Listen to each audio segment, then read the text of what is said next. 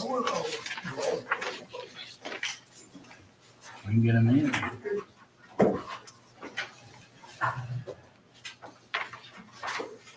Showtime.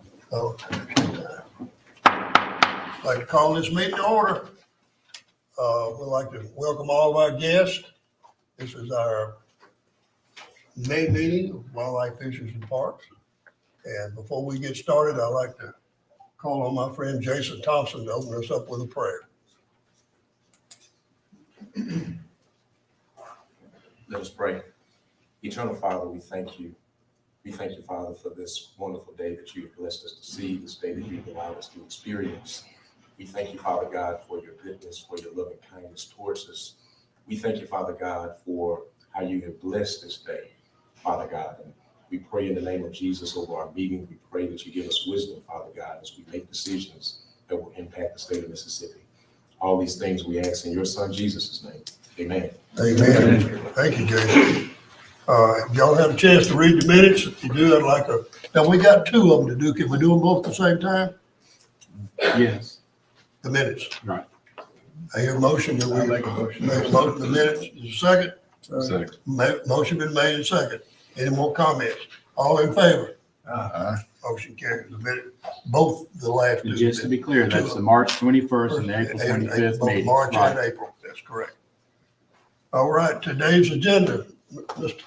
Posey, we got any? Mr. Chairman, I think we've got the public comments down to 5, and I've given you those 5 comments. There will be no need for any executive session, so other than discussing a date change at the end for the next meeting, I think that would set our agenda for today. Okay, we'll change that date of the next meeting at the end. Yes, sir. All right. I'll go ahead and approve the agenda. Do we have a motion? We approve the Make a agenda. motion to approve. Motion's been made. Sorry. Motion been made and second. Any more discussion? All in favor? Aye. Motion carries. All right, we start off with public comment. Ron Ceasey wants to talk about the fall turkey season. Ron, welcome back. Glad to see you. Now, Thank you, before Mr. Chairman. we've got 5 people today on the public comments. And I would like to encourage each one of you, 5-minute rule. And I'll let you know when The time is up. lawyer's got the timer, so I'm sure everybody will get through what they gotta say in 5 minutes. So appreciate it. Go ahead, Ron. Thank you, Mr. Chairman. I appreciate the opportunity to address the commission today. My purpose of my comments is 2 objectives. One is to kind of explain the previous fall season, turkey season regulations, to address any misconceptions that have been in the past, and then to offer an even more restrictive and conservative fall season proposal for your consideration. I had the privilege of serving as a turkey program coordinator and was part of the technical staff that made the recommendations to expand the fall turkey season 20 years ago. That expanded season framework replaced the existing fall turkey season that was between the levees from the 1960s. It was restricted to private lands in the north central and southwest turkey management zones of the state. It was only available to landowners or clubs who applied and met certain criteria that was established by the department. Physical tags were issued based on acreage. They were allowed to get 1 tag per 500 acres or part thereof. So if a property had 600 acres, they could get 2 turkey tags. The tags were only allowed to be used on that participating property. They were required to be physically tagging the birds before they moved them from the harvest site, and the bag limit was 2 birds of either sex. Law enforcement received a copy of all the properties and the tag numbers so they could address any concerns that were out there. That original framework offered a controlled conservative fall season for the landowners who wanted to participate. It was not open statewide, it was through application and everything. And it was the most highly restrictive and regulated hunting season in the state of Mississippi at the time, and still was. The only thing that even has come close to that since has been how alligator season is regulated. That fall season framework was also more restrictive than any of the other 40+ states that offered fall turkey hunting at the time. Most of the concerns that have been expressed by hunters against the fall turkey season, in my opinion, are due to 2 things. 1, not fully understanding the regs, and then 2, not allowing the harvest. They're against allowing the harvest of hens, which that original season did. So that brings me to my second objective, and then that's offering a proposal to the commission and requesting consideration of that proposal that's even more restrictive than the season that just got suspended last year. And this proposal was developed by a group of turkey hunters.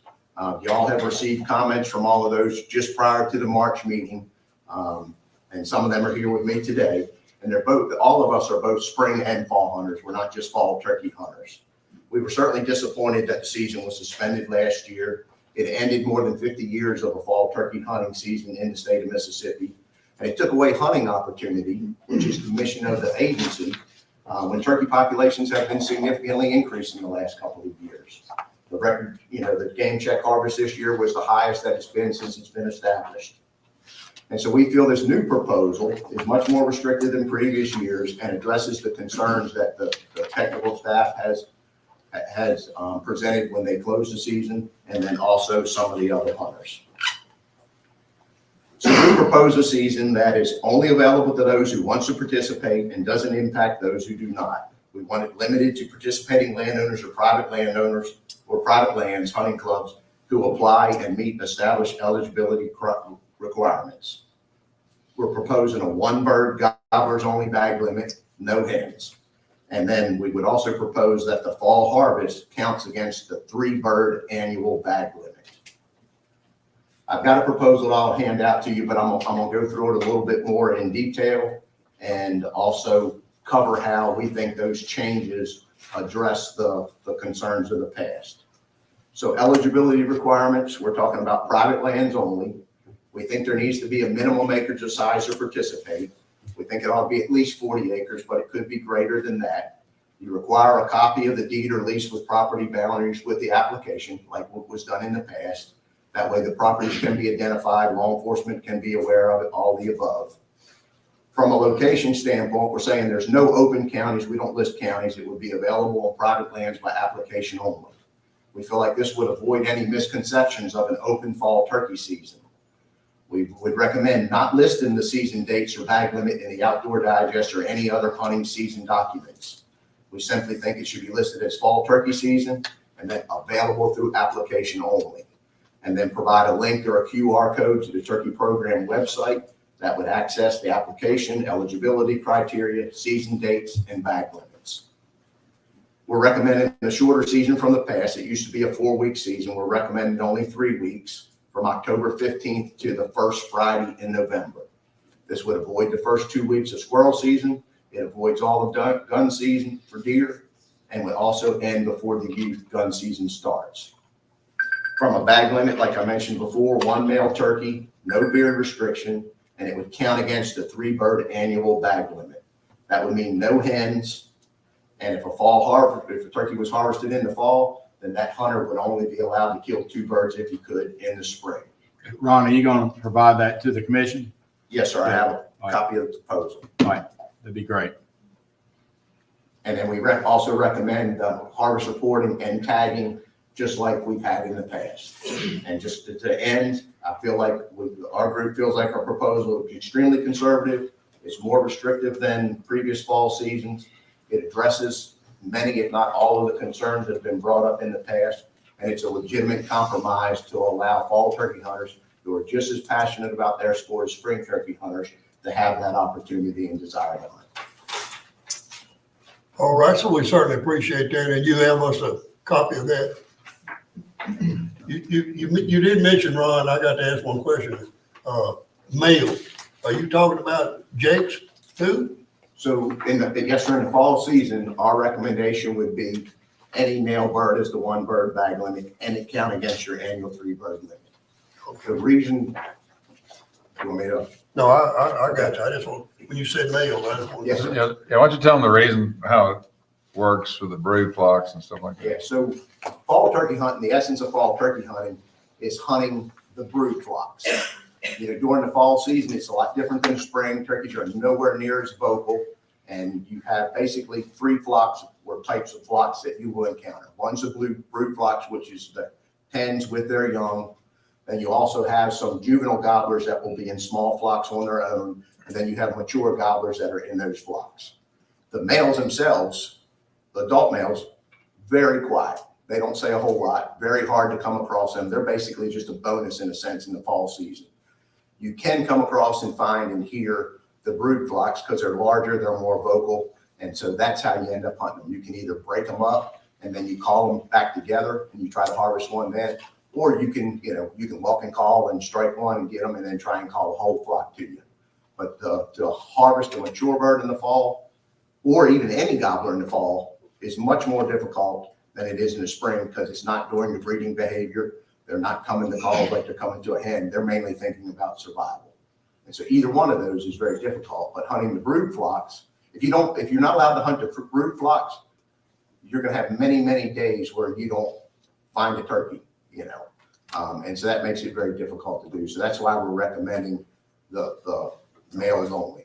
And here again, we're hoping to mitigate that with being 1 to 3 bird annual bag limit. If you only get 3 birds for the year, we're giving up one. We're willing to sacrifice that to have the opportunity to hunt. So the bears and the jakes could be 1 inch or 2 inches or 3 or 6, whatever. And so typically on the juvenile birds in an October season, it would be very difficult to see a beard. Then your next set of gobblers would be your 1.5 would be 2-year-olds in the next season, and they would have 6 to 7 inch beards, and then you would have your mature long beards. Okay. Thank you all. Thank you, Ron. Todd Williams, welcome, and we're glad you're here.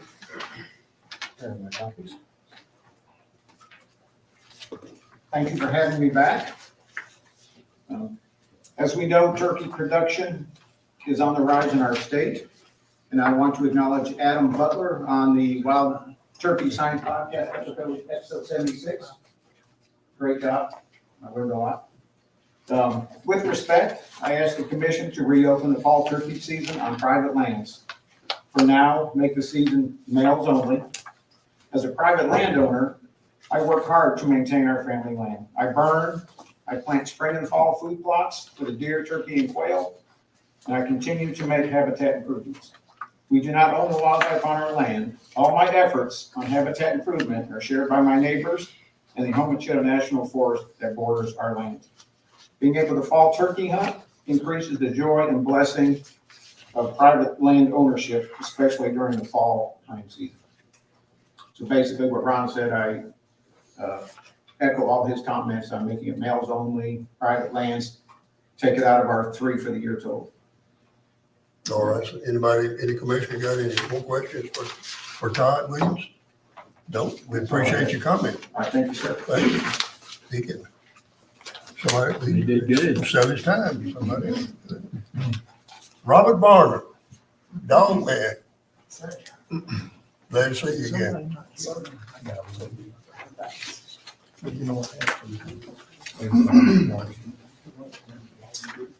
Mr. Chairman and Commissioners, I appreciate this opportunity. I'm a first-time participant in this meeting.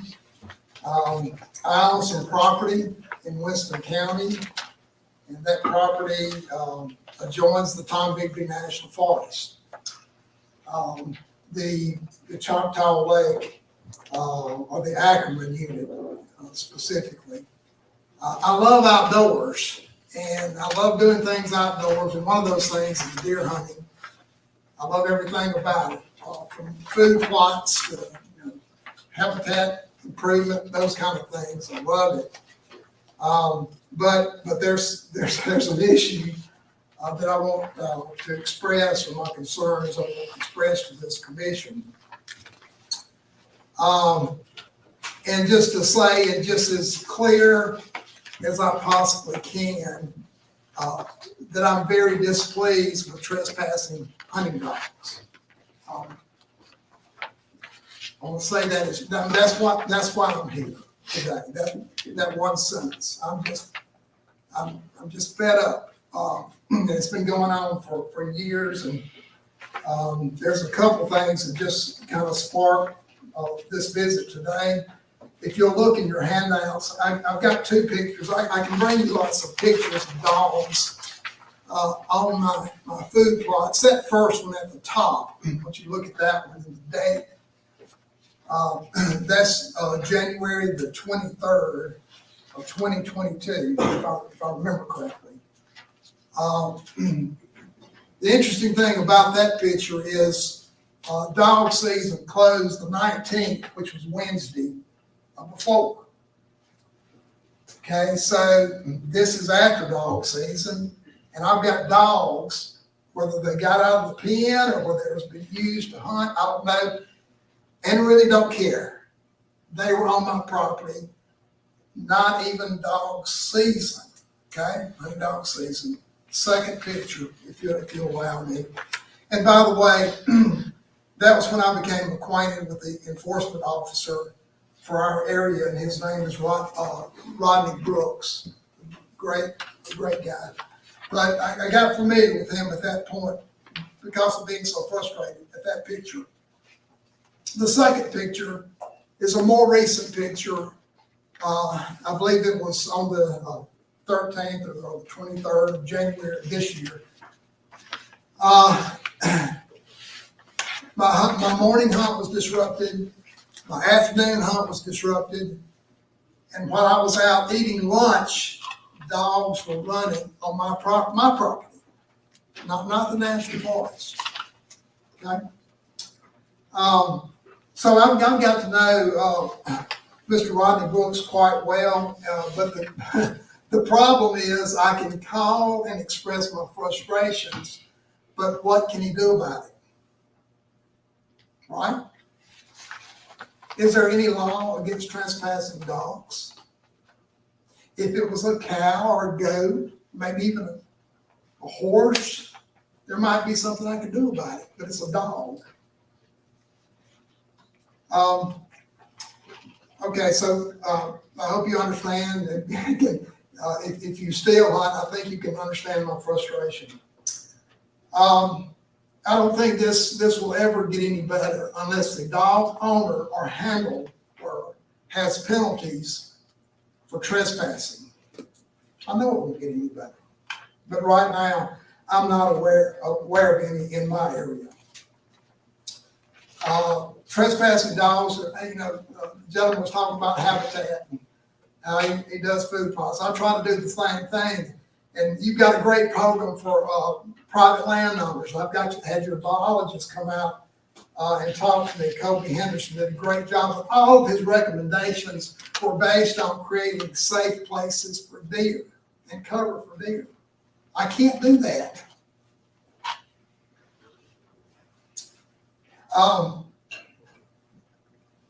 Sometimes I don't even want to hunt on my property,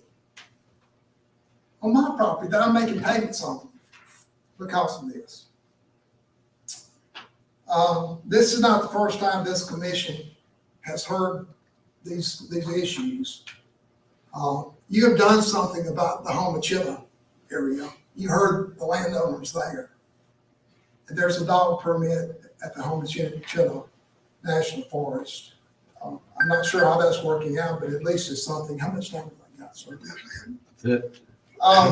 Try to Wrap finish it up. up now. I'm gonna get down to the main thing. There's a study, and I've included it in your package. I'm sure you're aware of that the Forest Service had done just because of this issue to try to make it better, reduce conflicts between landowners and dog owners. And I'm asking this commission just to consider this: implementing the Homachilla dog permit or something similar at the Tom Bigby National Forest Ackerman unit. That's what influences me. That's where I have right. Limit dog hunting on national forests to areas large enough to contain the hunts. Provide some kind of spatial separation of dog hunting activities from adjacent private property. And I'm sorry I went over time. I appreciate your time. I left a letter from me basically stating what I'm asking for. I've got Mr. Brooks's contact information in there. If you want to confirm what I'm telling you or verify it, he'll be glad to talk to you. Is there any questions I could answer? How many acres do you have there? I have 85 acres. I'm a small fish. And you're surrounded by national forest, looks like? I'm surrounded by national forest. And so this is very important to me. What kind of roads go through there? There's a Tom Bigby road that is open during, right, above Small Land, that's open during deer season for traffic, on road traffic. And then I've got Bluff Lake Road that basically splits that area you're looking at. So all the calling the dogs, all the hollering, all the additional stuff that's associated with dog hunters, and I'm not mad at dog hunters, but it's just when the trespassing and anyway, yeah, I've got a couple roads.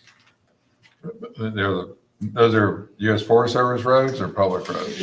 One is, and then one is a public road. That's right. Well, we certainly appreciate your time and we understand what you're talking about, Thank you. believe me. That's why I'm here. Thank you, appreciate it. Thank you very much.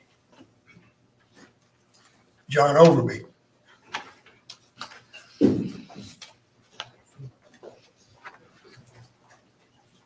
Welcome. Yes, sir, welcome. Commission, all the commissioners for allowing me to speak here today and comment on something that's very important dear to a lot of us. A lot of people are not here today, but I have a group of people that are with me.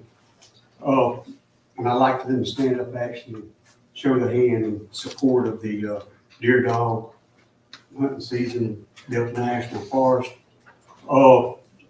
So we don't want to get tied up in what we was actually discussing or commenting on in the last meeting, which was a pamphlet that was, I think, misprinted. So we just need to forget about that pamphlet, I think, and continue on. But what I would like to point out is that hunting with dogs is the old traditional way of hunting. Our fathers, our grandfathers, and our forefathers hunted with dogs for many, many centuries. And to hold that right back, I know that you're not trying to hold that right back from our children and grandchildren. But actually, what we're trying to point out is that statewide, we have 39 days throughout the state to hunt with dogs. And the Delta National Forest, which is managed by the Sunflower Wildlife Management Area, we're cut back to 25 days. Now, the reason we're cut back to 25 days is because of what we call a Thanksgiving season, which runs from November 18th to December. We're not allowed to hunt with dogs during those 14 days for some reason. But anyway, so I'm not going to take up a lot of your time because we spent a lot of time at the last meeting, I think, commenting on this. But I do want to say that most species of wildlife in Delta National Forest are hunted with a dog or dogs. I mean, it doesn't matter let's just say deer, hogs, ducks, rabbits, squirrels, which I'm very passionate about squirrel hunting also. But what we're asking you to consider is a change in your regulations in the Sunflower Wildlife Management Area to allow us to hunt the Thanksgiving hunt from November the 18th to December the 1st, which is already a statewide dog hunting season. I got you. So it would be much to change. So anyway, by making that statement, I want to close my comments and I want to thank you again for allowing me to speak. And do you have any questions for me? Well, I appreciate you being here. Okay.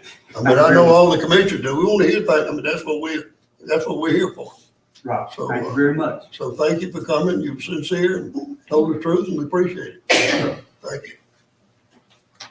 I have one more public comment, Senator Seymour. I want to thank the commission for allowing me to come speak. This is more just, I want some clarification on some of the new regulations coming in. The first being on page 2, the creating of a United States Forest Service public use areas. If y'all would expound upon what's going to be done here in clarification.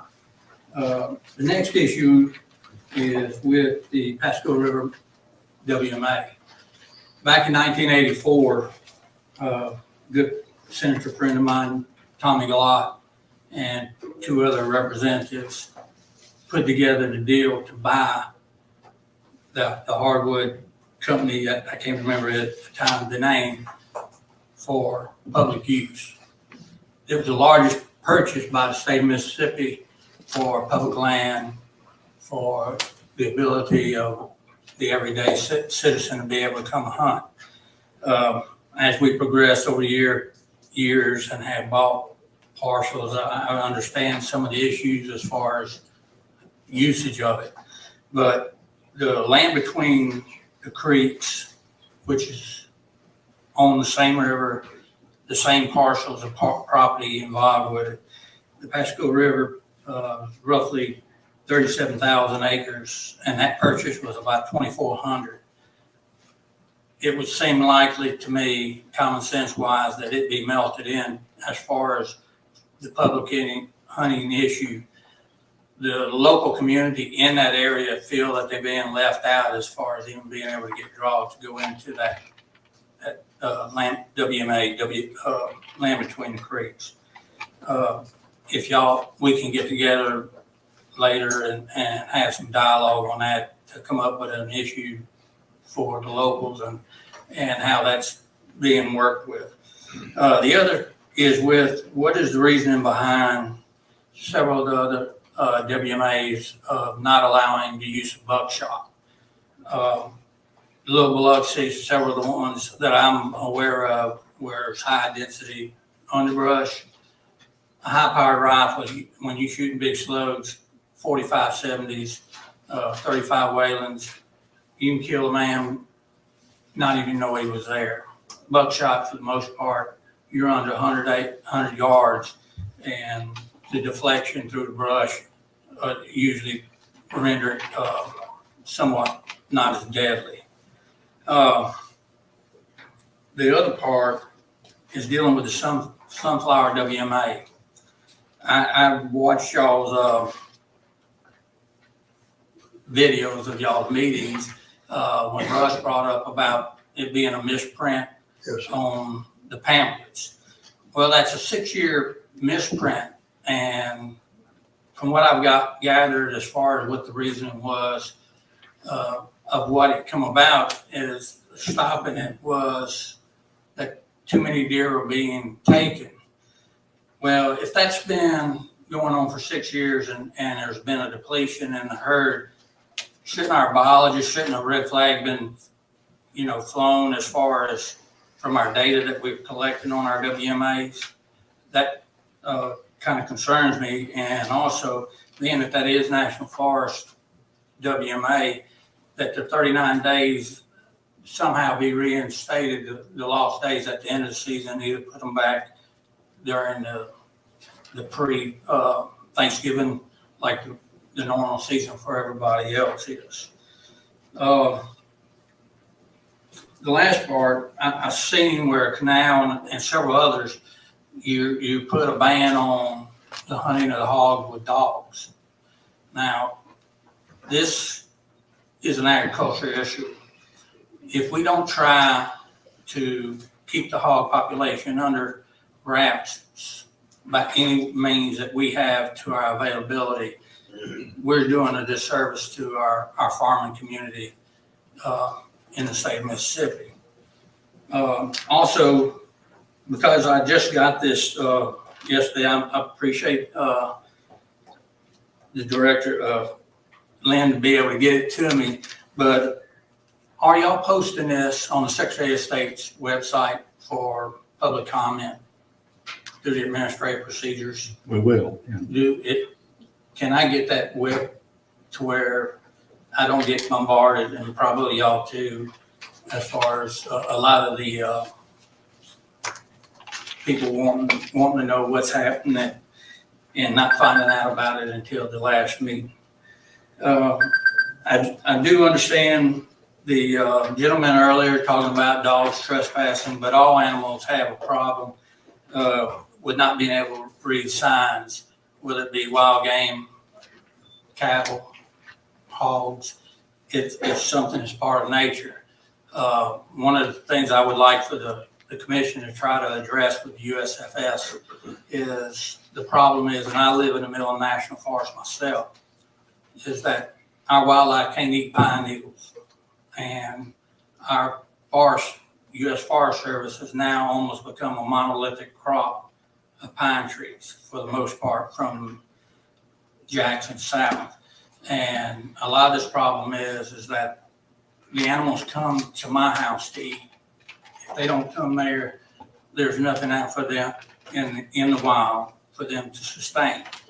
And eventually it's going to get to the part to where you're done hearing some of it through the decoration shooting that's going on the bigger farms in Yazoo, Carroll County, and up in the Delta of them trying to make their crop. And a lot of the guys that are game hunters are not seeing that, you know, it costs that man $600 an acre to plant his crop on 1,000, 2,000 acres. So I would definitely, we need to try to address this to where we can cohabitate with agriculture, with our wildlife.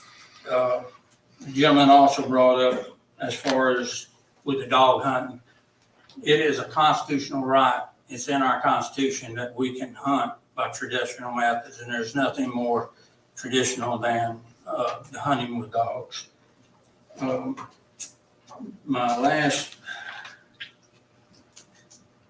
deal is that I work hard every year to try to get money for y'all as far as to appropriate for your law enforcement.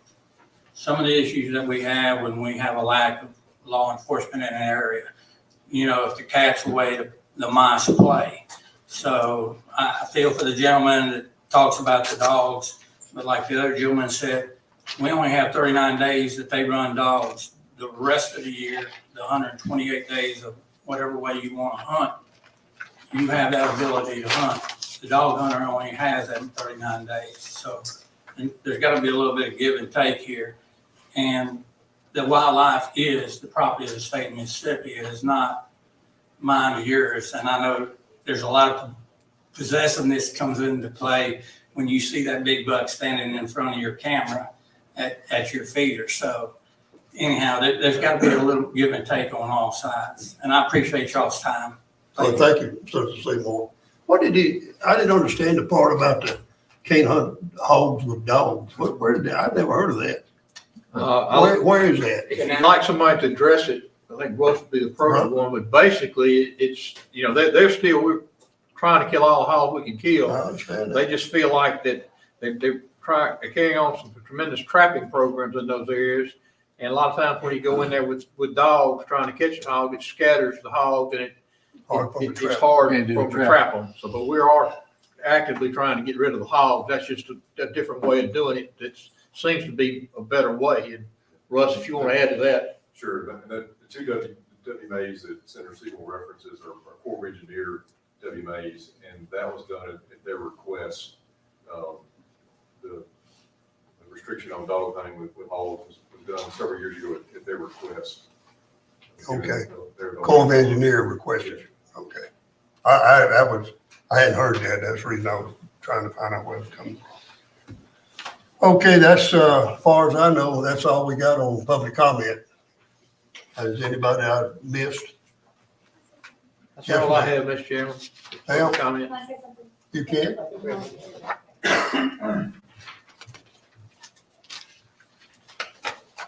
Thanks, Chairman, Commissioners, Director. I was not planning on saying anything about anything today, but this is in regard to the fall turkey season. I do not have a dog in this fight. If the science shows that we can take a fall season in Mississippi, that's great. If it doesn't, it doesn't. Whatever Russ and Adam's team recommends, then that is what I would stand behind. I'm Ashley Smith. I have a strategy firm called Sequoia Strategies. We do policy on conservation, wildlife, sportsmen. I have clients from all across the country.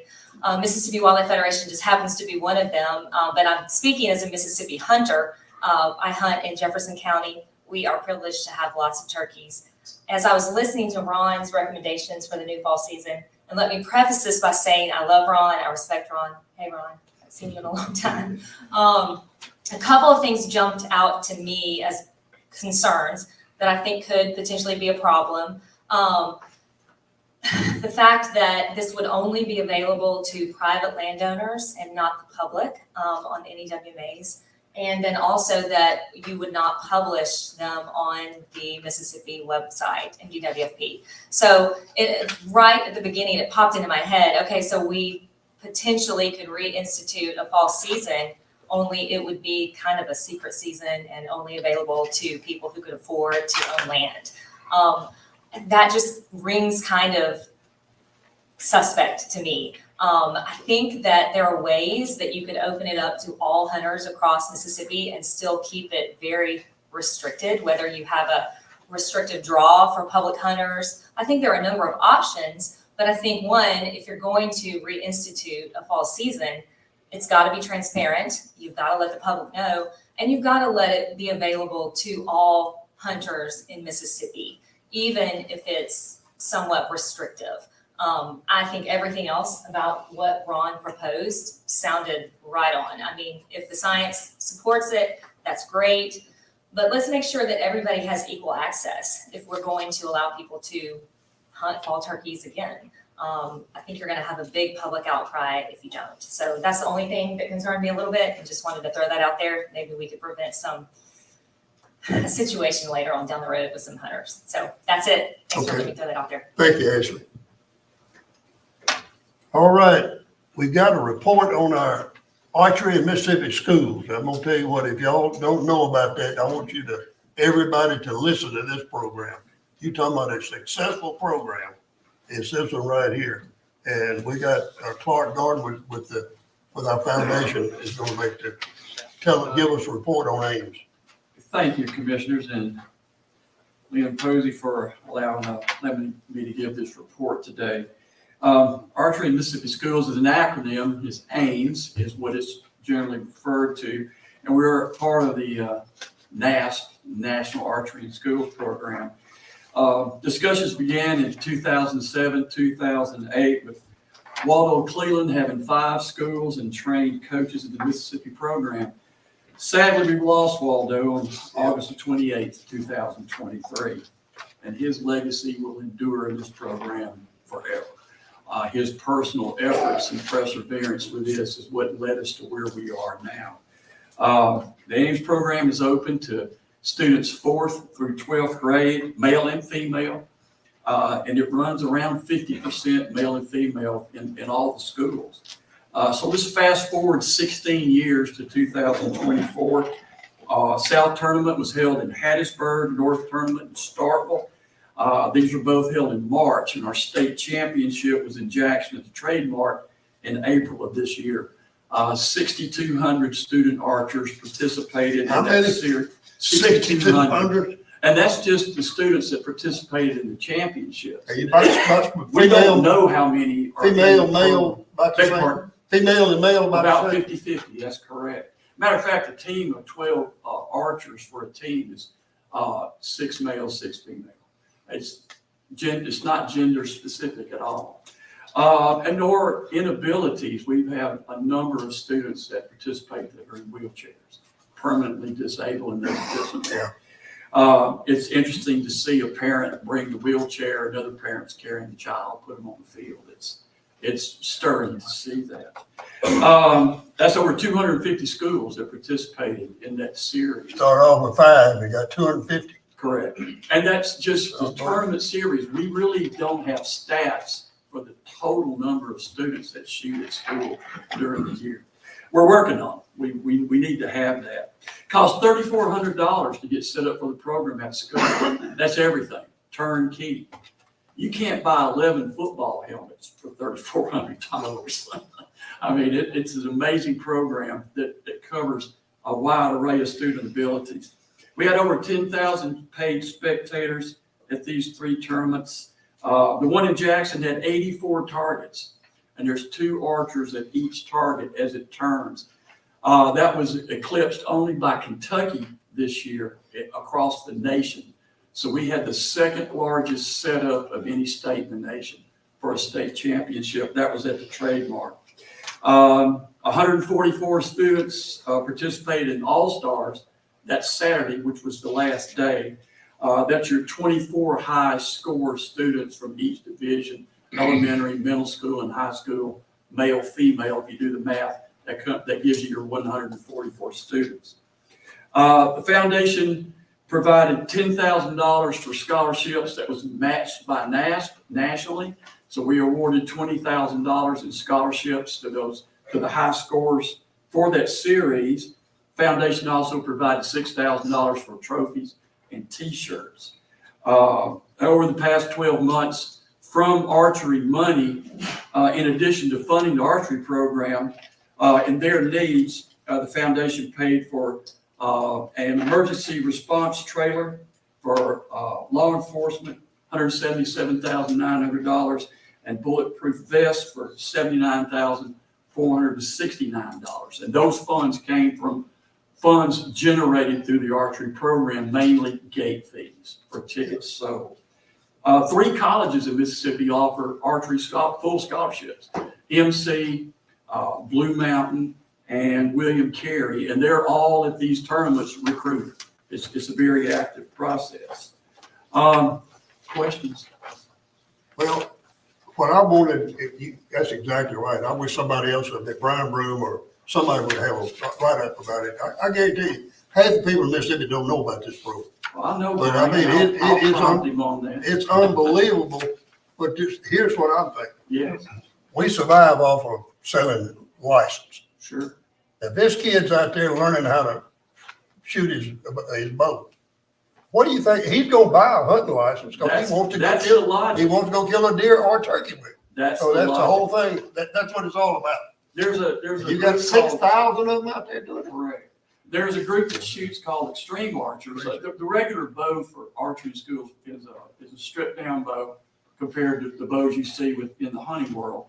It's a 2-wheel compound. It doesn't have a static draw length. That way, a child this high or this high can shoot the bow. It's a 20-pound bow. They're all exactly the same. The arrows are all exactly the same. So it's a level playing field as far as the equipment is concerned. There is a group called Extreme. They shoot bows with releases and sights, and they're shooting at targets that are animal shaped. This summer, Craig Beating, who is over this program, he stepped in after we lost Waldo. He was working with Waldo for the past 11 years. They'll introduce a program called Ames Outdoor, and it's going to be 3D animal targets. And that'll be bows with sights and releases. And we feel like that group will certainly gravitate toward bow hunters one day, and hope they do. Man, that's so good. Any other questions? Anybody got any more questions, Clark? Y'all do it. Thank you. It's a wonderful process. It's fun. And you don't have to be 6'6" and run a 400 to. No, not a somebody 11-year-old to girl talk will about. You a make some high of school those. quarterback in a heartbeat on that target. It takes a lot of concentration. Clark, tell us about how the foundation relates to the department. I mean, how y'all decide these projects or? Oh, yeah, well, our foundation exists to benefit the Department of Wildlife, Fisheries, and Parks in a short statement. That's why we're there. And we're there to meet financial needs as suggested from the agency through Director Posey. They come in the form of purchase request. And these are monies that that the agency has not been able to acquire through the state. There's a normal process for Director Posey to get money for needs here. It does stretch. Sometimes there's personal needs that would be met by an employee, maybe a catastrophic loss. We've done monies like that. It runs the gamut. It's an outlay of around $20,000 to $30,000 a month that goes out to either restricted or non-restricted projects. A restricted project would be money that was generated specifically for a need, such as Ames. or money that was generated specifically for law enforcement, or money that was generated specifically for parks. And that accounting has to flow through that for that project. Just say parks got a grant, a trails grant, for instance. The foundation could take that as nonprofit dollars for the 501c3, and our accounting, those checks have to flow through that account back for that project. It's big time work accounting. We have a wonderful firm that handles that for us. Does that help? Yeah, It does. that's great. Appreciate it. Thank you But for what. we're there, we exist for the Department of Wildlife, Fisheries and Parks. It's, to me, that simple. That's why we're there. Believe me, we all understand what you do, but that's your mission. Yes, sir. To support us, so, Exactly. thank you very much. Very well. But that Thanks ain't, for the that opportunity ain't, to that get ain't the program. voice. I wish Ricky Matthews or Brian Broom or some of those people that put out, that that's a good subject they could, it's all It's positive. probably a good time for Brian to update. Yeah, Absolutely. he's working before, but this, Oh, sure. it's gone from 5 schools to how many? Well, right now, we had 250, over 250 that participated in the series. I think you could probably find 300 easily. Yeah. And we're working on getting those stats specific. It's like herding cats to try to get the numbers back from schools, but we can do that through equipment purchase through NAST. And there's other ways we can backdoor that and try to find the numbers. Well, we appreciate you coming to let Oh, us know. enjoy it. Thank you, Clark. Appreciate it. That was real good. Can I ask a quick alibi question? Yes, sir. Do we not have the supplemental feeder speaker on the guests? It's on the agenda. A supplemental feeder? Yeah, we had a supplemental feeding. We had a person on the It list. was removed. Okay, thank you. By their request, I'll add that. License sales.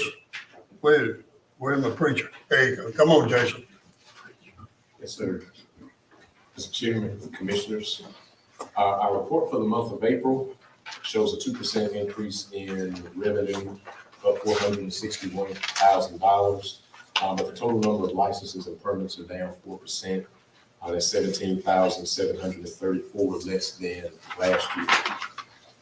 Overall, we've generated a little over $19.4 million.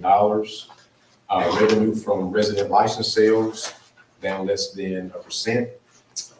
The 3-day freshwater fishing license have increased by 15%. WMA permits have generated more than $13,000. And the freshwater fishing guide numbers are up. We're at 104 sold. Wait a minute, that's that new, That's the new privilege. the new guys, the thing we put in for the guys? Yes, sir. Got how many now? 100? 104. So 92 resident, 12 non-resident. 12 out of state. Yes, sir. They pay 500 apiece and 200 apiece. Or 2,000. Yes, sir. 2,000 for non-resident. Yeah. And 500 for the thing. And so the total revenue generated so far is $72,725. Super. Non-resident license sales are up 4%. That's $474,000. All the freshwater fishing licenses are up. 3-day up 13%, 1-day 12%, and the annual freshwater fishing license up $11,000. Our permit category is up 4%, and lifetime licenses are up 4% from last year. Our renewals for the month of April so far 1,878 versus 1,618 last April.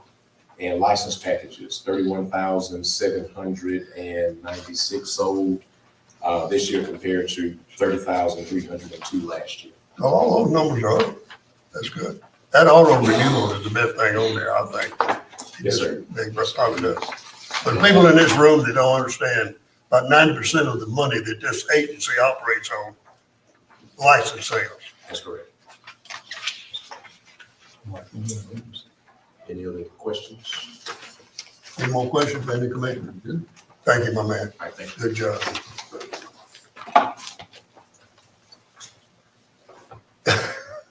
Everybody take a deep breath. Come on, Russ. We got a page full with you. Thank you, Mr. Chairman. If I may, Mr. Chairman, I'd like to go a little bit out of order. I'm going to recognize William McKinley to do our deer rule and move that out of the way, and I'll finish up the rest. Mr. President, Yes, sir. William McKinley. Hey, by the way, I sent some money this week to your French camp. Wonderful, wonderful. Yes, sir. I really like French Camp. I do. The address, you know, is one fine place. Yeah. And it is. So I'm going to bring to you on page 5 some changes to Rule 2.2. If you look during development season, the dates have been changed to reflect the weekend that falls during the 10-day window, September 13th to 15th. That's a Friday through Sunday again. And also added is on private lands and authorized state and federal lands. That was a request from some of our partners to have the ability to allow this season on some of the federal and state lands there. So we're putting that in so that they may allow it if they so choose. Under bag limits, we are requesting a change in the southeast deer management unit from 2 antlerless deer to 3 antlerless deer per year. This is a request from hunters there, from our staff there. The deer herd has increased in that part of the world. We want a conservative increase though, because this is an area of the state that can, reproduction is limited there due to lower soil fertility. So we're asking that the bag limit be increased by 1 antlerless deer, still 1 a day. And we would also like to advertise our DMAP program in that part of the world for landowners that need to harvest more than that on any individual property. Notice we have added spotted fawns are not to be killed. That is just a clarification. We have repeated that in our rules. It's just putting it here in the admin rule. And then under House Bill 526, that passed fluorescent pink being allowed as a substitute for blaze orange. This rule just reflects that so that pink is also allowed. It adds fluorescent pink there. So that's it. That's it. All right.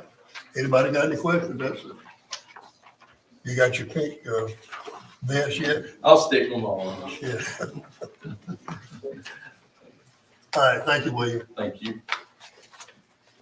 What is it? Go ahead. All right, Mr. Chairman, we'll move on to page 6 there. Try to roll all the way through the rest of this. We'll go to wild turkeys, rule 3.1, again, page 6 there in your section, or wildlife section divided. So there's been some questions over the past couple of years about allowing guests on the non-resident turkey hunt, or non-resident draw, as well as on our WMAs. We try to do our best to clarify that. Still a few more questions, so we're going to amend the language one more time here to hopefully address that. And this language would state that a licensed guest may accompany a non-resident turkey draw. They can participate in the hunt, they just cannot harvest a turkey. So you'll see that language there. Also, the non-resident draw would apply during the youth season for adults. So if the adults are coming with a youth during youth season, they also must be drawn and also must be licensed. Russ, let me stop the furniture. Let's go ahead and go and adopt each one separate because of the way that we have these set up. So let's go back to McKinley. McKinley, the 2.2. I just need a motion and a second on that one. So moved. Motion's been made. Is there a second? Motion been made and second. Any more comments? All in favor? Aye. Motion carries. Thank you. All right. Remind us. Yeah. Lawman, and let us know what we're supposed to be doing. Go ahead. I'm sorry, Russ, go ahead. Go ahead, Russ. No problem. All right, Mr. Chairman, that was all for rule 3.1. So we'll entertain that Adopt motion. it. Yeah. Mr. Munger, you make a motion to adopt 3.1. Okay. Motion been made. Second. Any more discussion? All in favor? Aye. 3.1 passed. Thank you, Mr. Chairman. Down below that, rule 3.4, this deals with mandatory tagging and harvest reporting for wild turkeys. You'll see some changes in this rule. Last year, you all voted and approved to allow mandatory tagging of wild turkeys during the spring season. that would be implemented in 2025. But given the need for data transfer and kind of a change in timeline and a transfer from our old license system to our new one, we need additional time there. So for all of that to occur, we're proposing to move this to 2026. Also within that, there'll be the flexibility to have electronic harvest tags as well as physical tags, depending on the system and the hunter. So that'll provide that flexibility in there as well. So you'll see that language to reflect that there. So those are two primary changes to Rule 3.4. No questions, we'll entertain motion. Entertain a motion. Yeah, so move. Motion's made and seconded. Any more comment? All in favor, say aye. Aye. Motion carried 3.4. All right, Mr. Chairman, page 7. Next there is going to be Rule 4.1, dealing with small game. So we had a request and discussion about bag limits for squirrels in the fall and the spring season and youth season. So you see there, this would reflect that change of bag limit from 8 to 10 in all of those seasons. That would be the only change to this rule. Motion. So move. Motion been made and second. Motion been made and second. All in favor? Aye. Motion carries. 10 squirrels. And the next one on that page is Rule 8.3. So we have a rule that deals with inherently dangerous animals. Some people like to call it exotic animals, exotic species. We do permit some facilities to house and hold those exotic animals, things like lions and tigers and certain species of monkeys.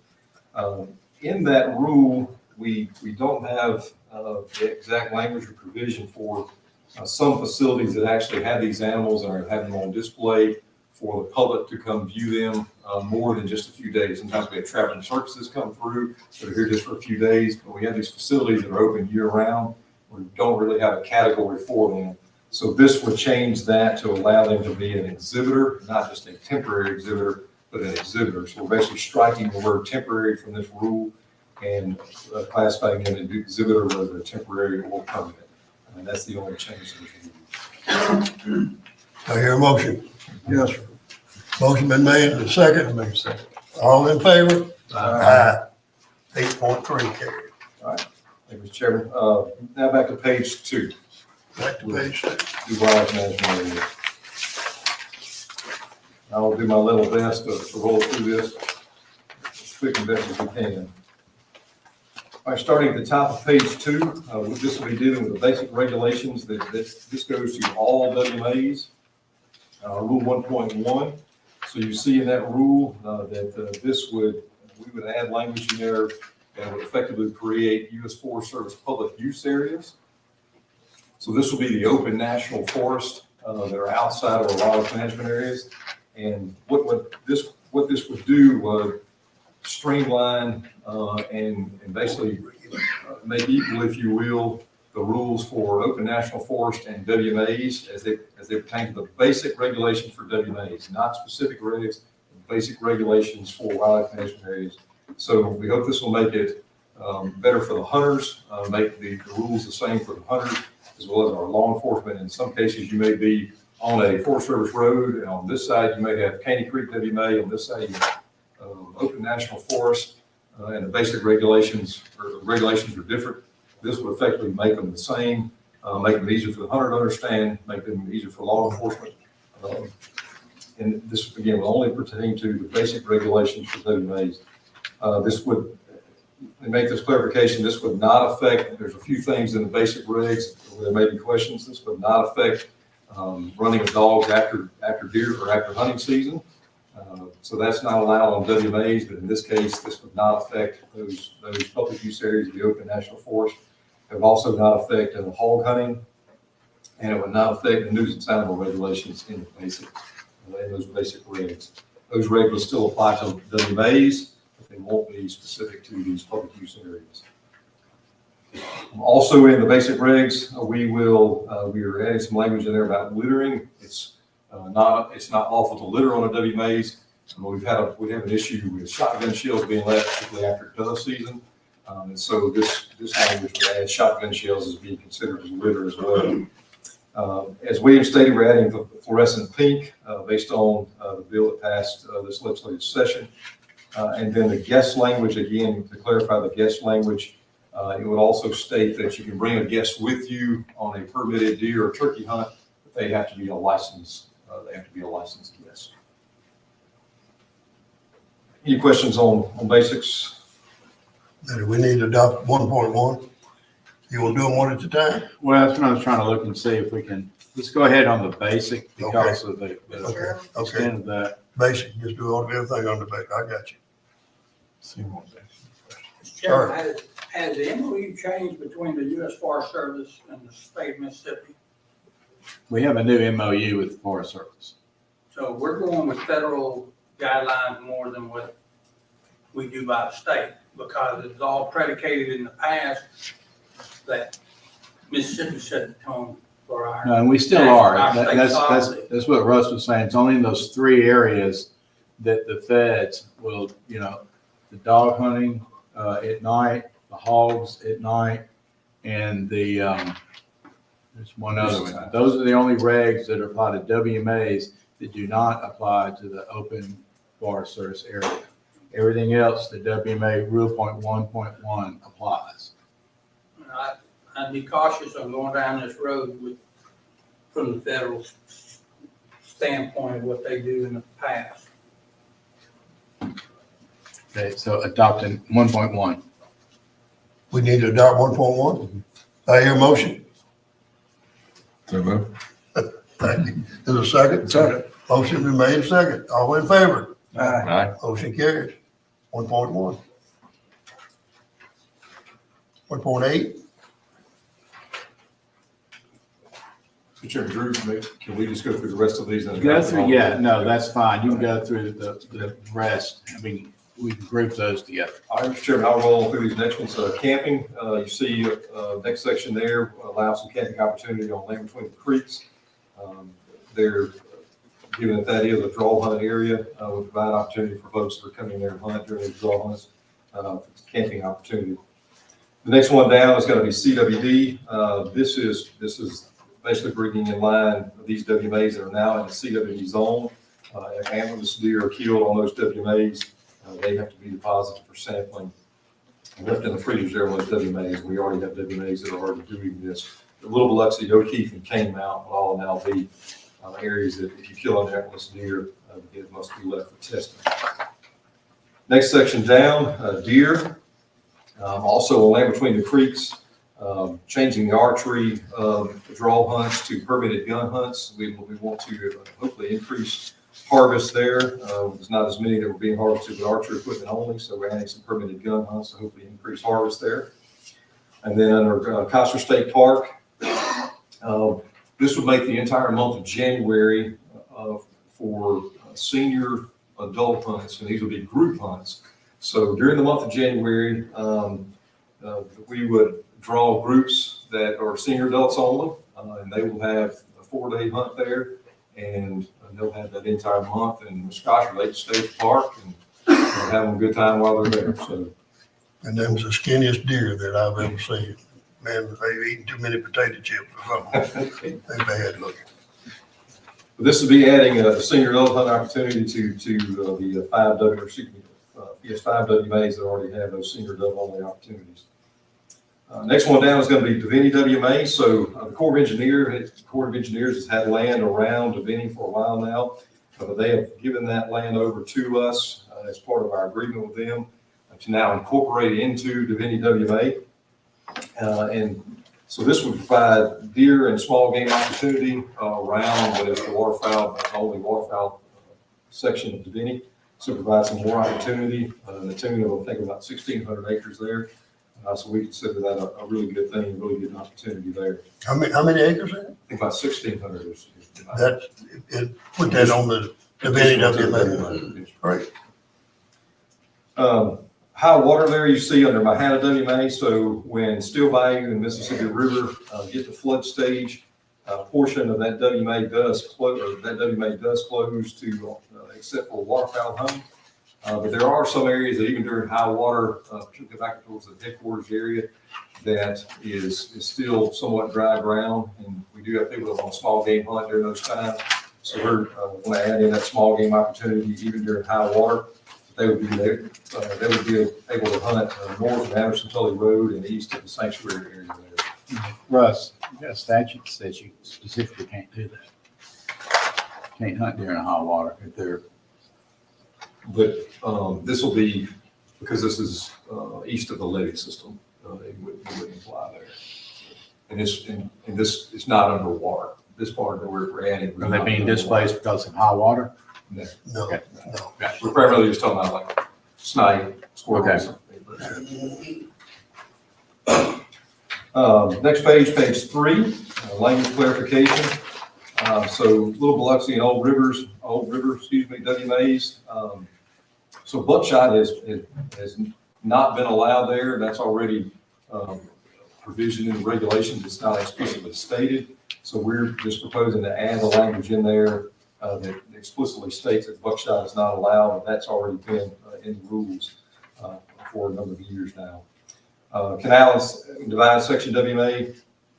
Again, it was discussed earlier. Hog dog hunting, that's already been dealt with in past years, but it's not explicitly stated in the regs. So this would explicitly state in the regs that hog dog hunting is not allowed. Marion County WMA, several years ago, we added some land there on the WMA. We had some different regulations for it, but in further discussion with staff, we deemed it best just to roll it into the WMA and not be its own separate unit, so that the Dillon Creek unit will no longer be there. It'll just be part of the overall Marion County WMA. All right, migratory bird regulations.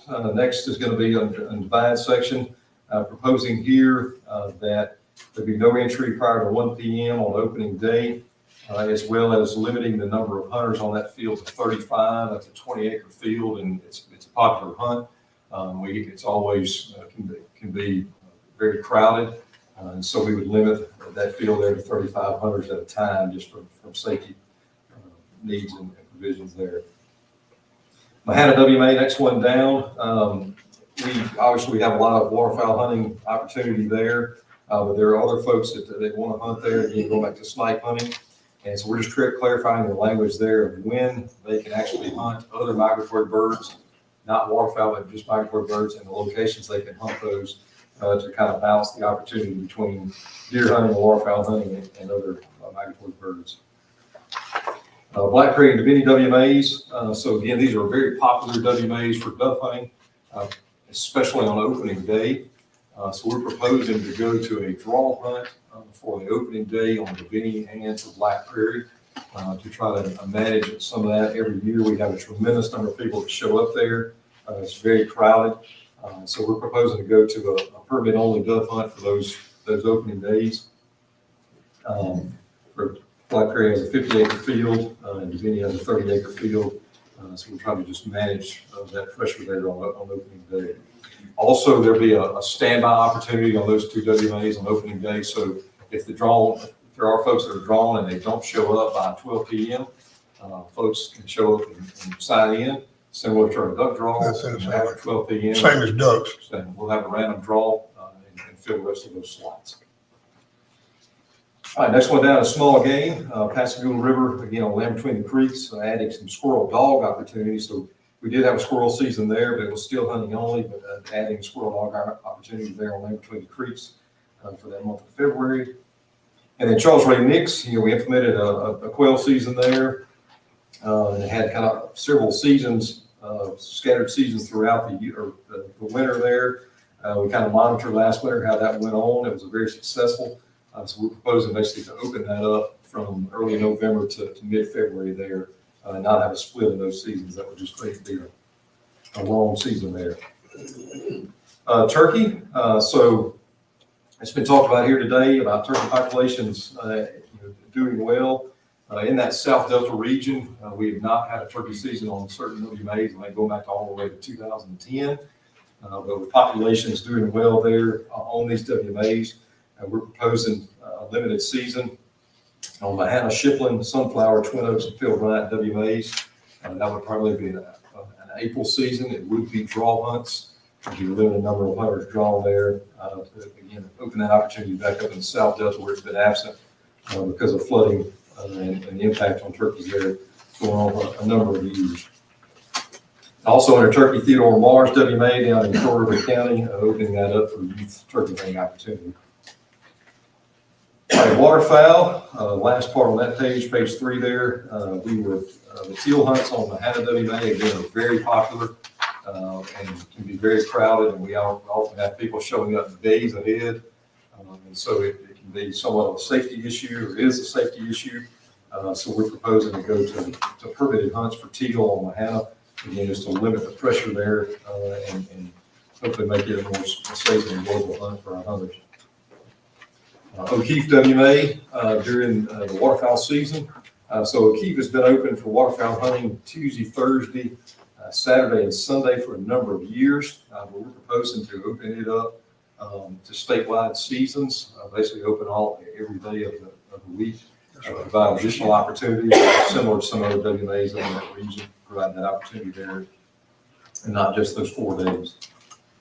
On Sunflower WMA in the Green Tree Reservoirs, so a number of years ago in the Green Tree Reservoirs there, the hunting times ended at noon. And about 8 years ago, that was changed to them being all-day hunting. But in our discussions with our partners with the Forest Service, there's been a request to go back to that noon closure and provide some rest for those green trees and again, manage the hunting pressure in those GTRs. So we're proposing to go back to the 12 noon closure there in those GTRs, similar to other WMAs that are all in that region, places like Mahana and Howard Miller. Tuscumbia WMA, there's 2 units on Tuscumbia.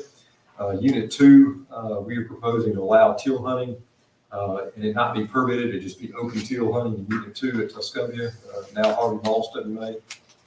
And then the final thing, Mr. Chairman and Commission, is just a clarification of language. In a lot of our WMAs that have waterfowl hunting opportunity and have that youth season that typically occurs in February, that is also active military and veteran. But some of our regs don't explicitly state that it's open veteran and active military. So we're just proposing we add that in there so that is known. Mr. Chairman, that is all 4 WMA regs. All right, any more comments? Now, y'all understand, this is proposed. We put this out for a month, 30 days, get all public comments. We'll come back at the next meeting and adopt them if there's any changes or whatever. This is all proposed. Mr. Chairman, Yes, sir. can I respectfully ask for a clarification on Rule 3.1 wild turkey seasons and bag limits? If I'm interpreting correctly, Russ mentioned a couple changes that y'all have adopted, but when you did that, you also adopted status quo last year's season dates and bag limits, which means there will be no fall turkey season. And so my question is that what happened, number one? And number two, I'm asking if that's what the commission wants, or you want some consideration to a fall turkey season. And I may have misinterpreted what happened, but that's why I'm asking. Can you answer that, Russ? Yeah, so in this proposal, it only dealt with the non-resident, the guest hunters. There was no proposed change to the seasonal for fall season in this proposal. That's correct. Which means there would be no fall season next year as That's adopted. correct. That's correct. That's correct. That's correct. That's correct. What do we need to do, lawyer? You go ahead and get a motion and a second and vote on the combination of going from 1.8 to 1.32. This motion is putting it out for public comment. That's for the next 30 days. I so move. Second. Motion been made and second. Any further comment? All in favor? Aye. Motion carries. Thank you, Mr. Chairman. Russ, thank you. We did it a little faster than I thought we would. Let me see where I am.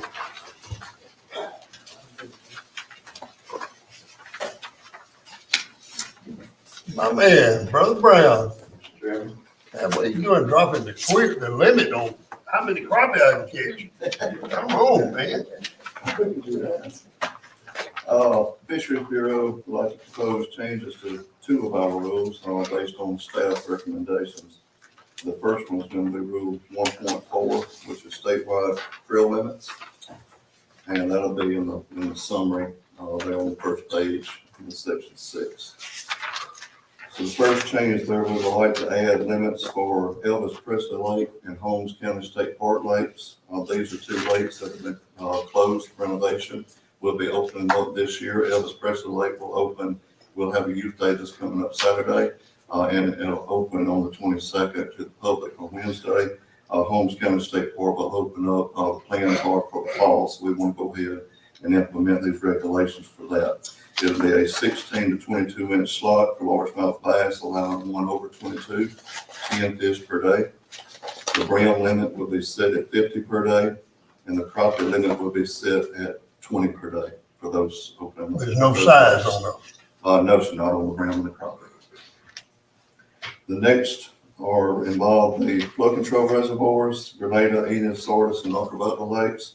We usually like to mirror the regulations of each of these to avoid any confusion. We've been doing that for several years.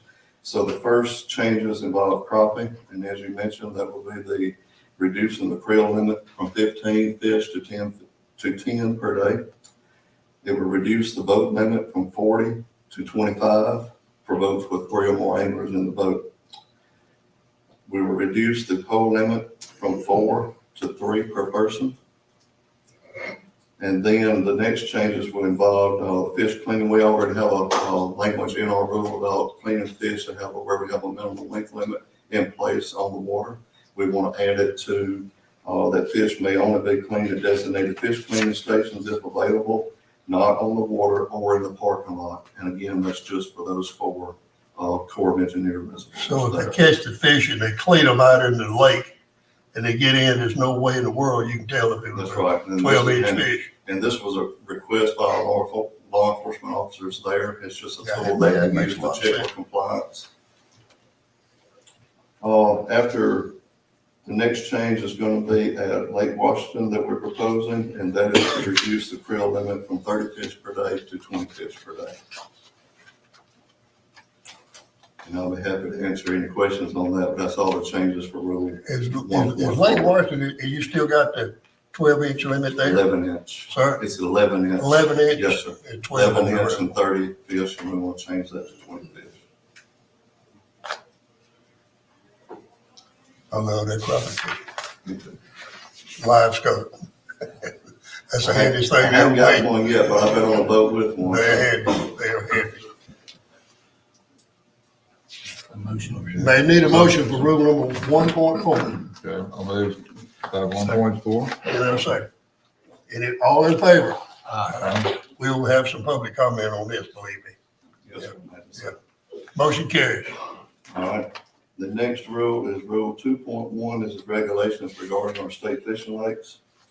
The first change is removing permits and language that no longer apply. This is mainly for cabins at state fishing lakes. We had two cabins at one lake and 3 at another. We no longer have those, so we're just going to go ahead and remove those permits and the rules that apply to the cabins from the rule. Remove bow fishing at night on state fishing lakes and state park lakes. This came from staff. Many of our state parks and some of our state lakes have been getting complaints from campers where this takes place, mainly the noise of the generators, so during quiet time, and also from a biological reason, the main thing that's available to shoot legally at night with a bow is grass carp, and that's what our biologists stop for vegetation control. So those are the 2 reasons behind That that. makes sense. Remove that Elvis Presley Lake and Holmes County Lake are closed. As I mentioned, those lakes will open this year. And add that the use of metal detectors and magnet fishing on lake property is prohibited. That's already in statute about metal detectors. We just want to add that for clarification due to calls we've received. And that's all the changes for Rule 2.1. All right, any more questions? Rule 2.1, do I hear a motion? So move. Motion been made and second. Okay. All in favor? Aye. Motion carried. That's all I have. Thanks, sir. You will have some comments coming in, Brother Brown. What we done this for. Sir? That's what we're doing this for, isn't All right, it? Comments? that's what we doing it for, comments. Colonel Carter, Right here, sir. I want to commend you for that ceremony we had today. Sir. Thank you very much. Very impressive, very impressive. Well done. I don't think it was a hitch anywhere. And it was brought off fine. And you, I know you were in charge. It was It gets good. better every year. That's Trying to right. make it better every year.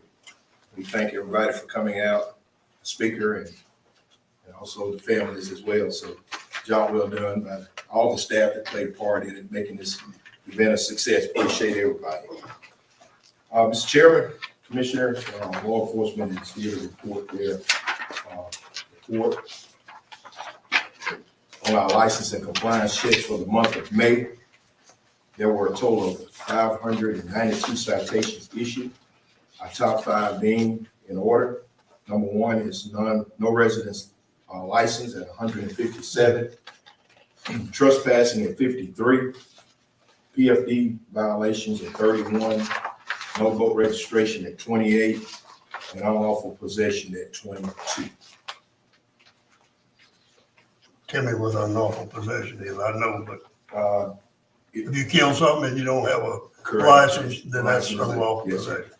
Turkey or even fish, anything illegal. In other words, Violation. you get, if you're fishing without a license, the fish you got is unlawful possession. Okay, I got you. Yes, sir. That wasn't hard to figure out.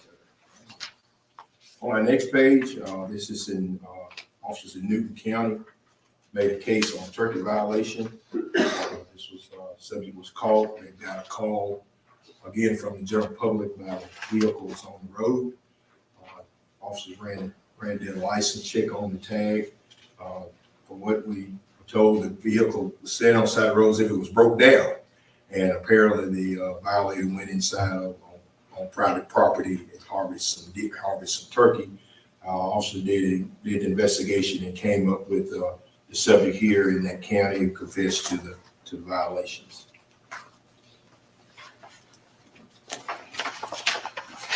On our next page, it says in Warren County, officers removed 7 4-foot alligators from the subdivision after receiving a nuisance call on the alligators. Of course, this is our time of the year. We're getting a lot of calls on nuisance alligators, and our officers are going out to try to capture them and remove them from those areas of. What did they take them and turn them out somewhere else? We release them, or we'll take them over to the Natural Science Museum if they have a need for them. Yes, sir. Pretty good sized alligator. On our next page, this is Officer Spikes there in Pontotoc County, talking to a youth group. Talked with him today, he advised he was talking to the group about endangered species. Approximately about, you say they had about 200 youth that was at that event there in Pontotoc County.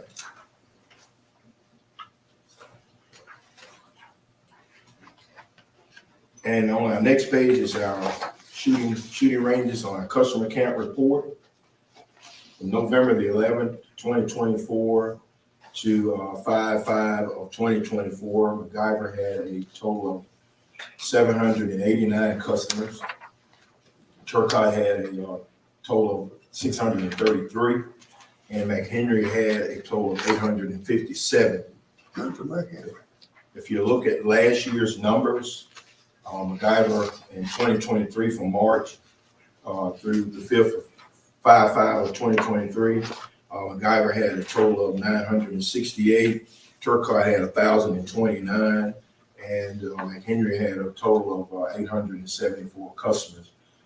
Probably the difference, especially at Turcotte, is due to weather-related conditions with the place being underwater, which they closed it last month due to high water and all the above. So that's probably why you see a decline in the numbers.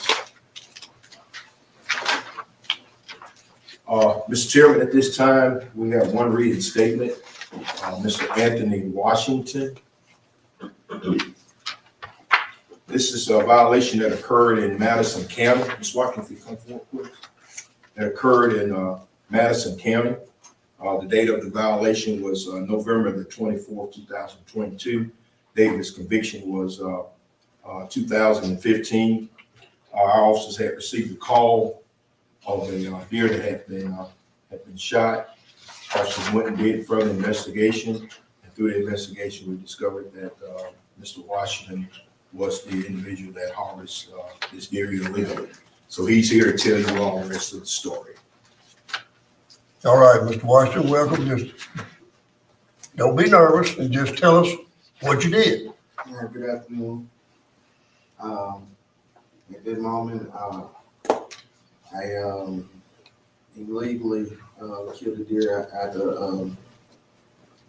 hours, and I sincerely apologize, and I take full responsibility, and I'm asking for permission to be forgiven for my actions.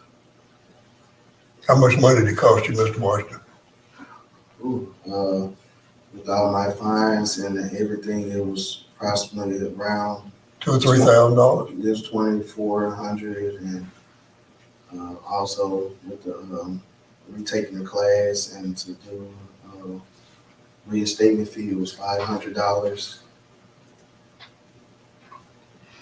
You did take the public safety, the hunter's ed class again? Yes, sir. Yes, sir. I have completed all my tasks that was asked of me. How did you illegally take the deer? I killed it after hours. I know, was it with a spotlighting or? It was a light above it. Yes, sir. It was more like a Street light? light. Yes. And where in Madison County was it? In Gloucester. Gluckstadt. Yes.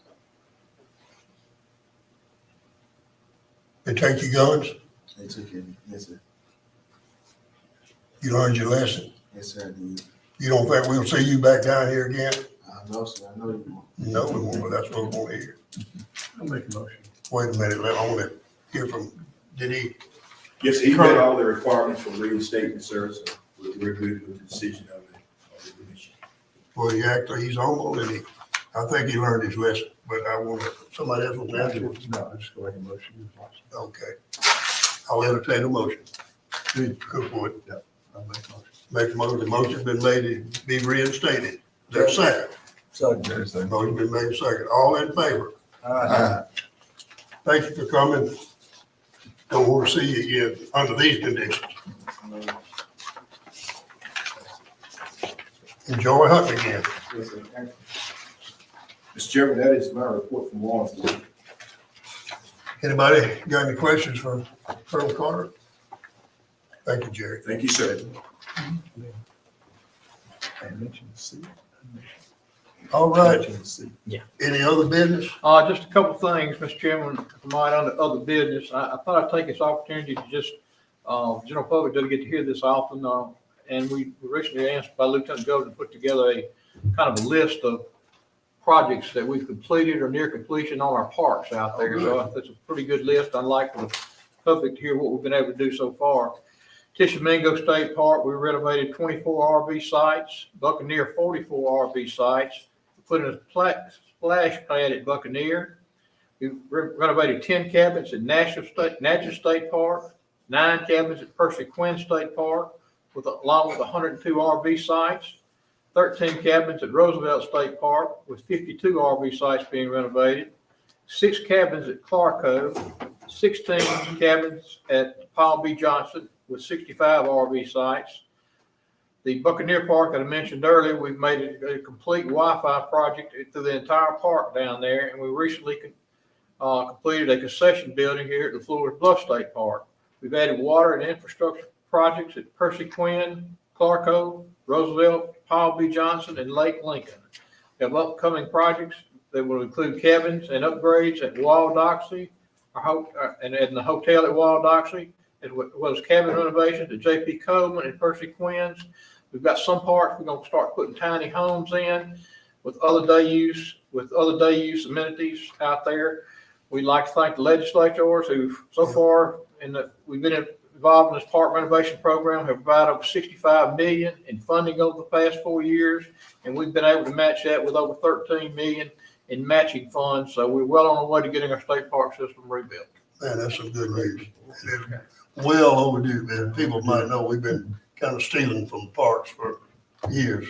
We're in good shape now. Again, thanks to the legislature for what they've done Thank for you, us. Senator Seymour. And Senator Seymour was a part of it. Little housekeeping, just wanted to make the public aware that, and make, also let them know that the governor is aware that there's a vacancy on this commission, and the staff has assured the commission that they're working diligently to correct that matter.